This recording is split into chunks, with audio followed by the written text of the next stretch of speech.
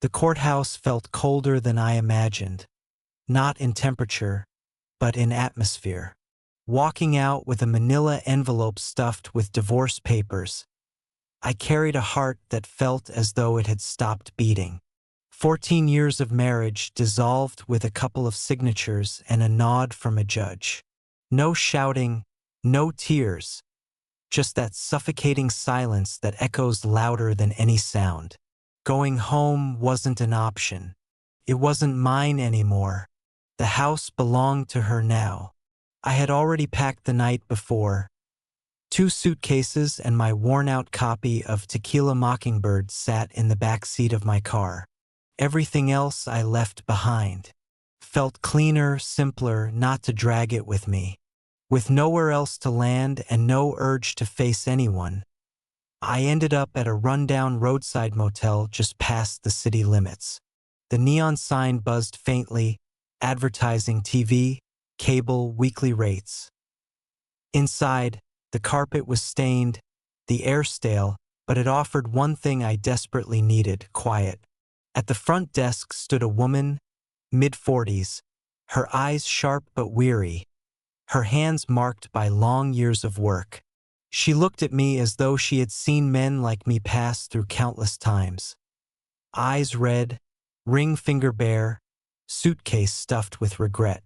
Sliding a key card across the counter, she spoke gently. "Room 207. Don't worry, it's a good bed. You look like someone who hasn't slept in days." Her voice stopped me. It wasn't filled with pity, and it wasn't prying. It was simply understanding. "Tough day?"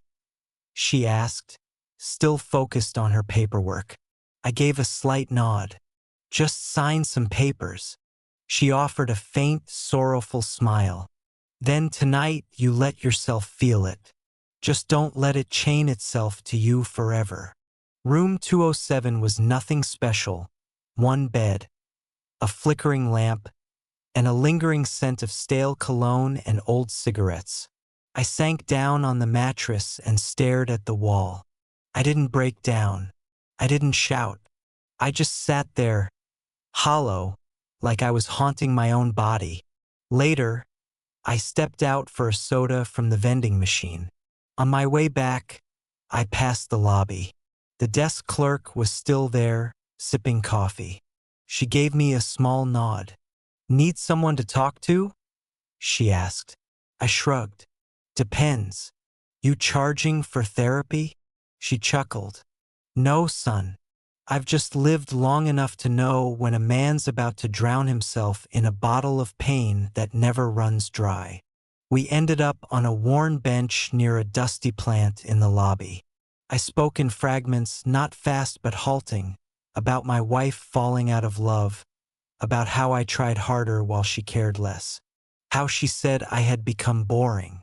I confessed in a whisper that maybe I was predictable, dependable, like that was something shameful. She studied me quietly before saying, "A lot of folks confuse safety with dullness. They don't realize the worth of it until chaos storms in and strips it away." I asked if she had ever been married. She gave a single nod. "He walked out when I got sick, said he hadn't signed up for a sick wife. So I signed the papers instead and built my life from scratch." There was no venom in her voice, only plain truth. What followed was silence, but not empty silence. It was gentle, shared, the kind that exists when 2 wounded people sit side by side without needing to explain. And in that stillness, I realized something important. Healing doesn't always come from spilling everything out. Sometimes it comes from knowing someone truly listened. The next morning, a note was slipped under my door.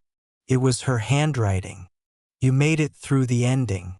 That means you're strong enough to build a beginning. Don't waste time searching for the broken pieces. Leave them where they fell. Start fresh." Driving away from that motel, I had no map, no destination. But I felt lighter, as if her words had scraped a layer of grief off me. I didn't know what tomorrow would hold, and I didn't need to. Getting through yesterday was enough. Months rolled by. In a new city, I found work at a small bookstore, the kind where the smell of ink and paper fills the air like comfort food. I joined a local hiking group, trading old memories for views of mountain ridges and forest paths. I laughed again, real laughter that came from the gut. The hurt didn't vanish, but it dulled, shrinking from a crushing boulder to a stone I could carry in my pocket. That bookstore is where I met Hannah. She wandered in one afternoon to pick up an order.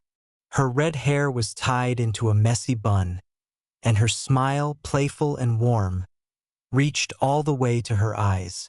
We started chatting about the book she came for, 100 Years of Solitude by Gabriel Garcia Marquez.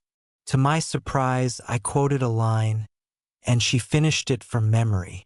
Turns out, our reading tastes matched almost perfectly. We could go on for hours about Kerouac, Salinger, even Evelyn Waugh.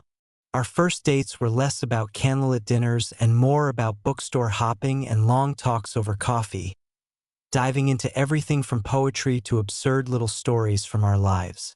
With Hannah, I never had to hide who I was. She loved my steadiness, calling it rare, and for the first time in years, I felt like I wasn't just enough. I was valued.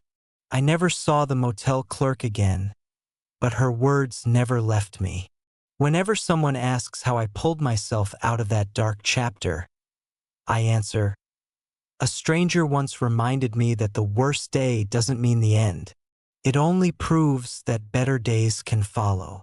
And I quietly add to myself, sometimes those better days arrive in the shape of someone willing to share your story and help you write the next chapter.